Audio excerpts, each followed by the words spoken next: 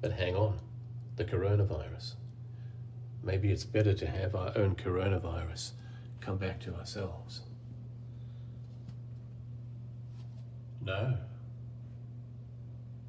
But if we're sealed from someone else, maybe yes. The heat, the moisture, humidity, the fluff. It's a self-contained unit.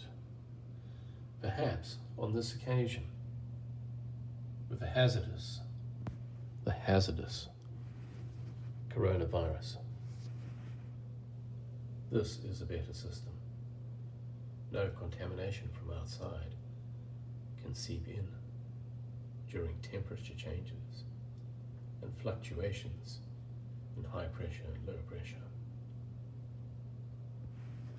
This might actually be the safer way for the coronavirus to not enter, and we can kill it in our washing machines.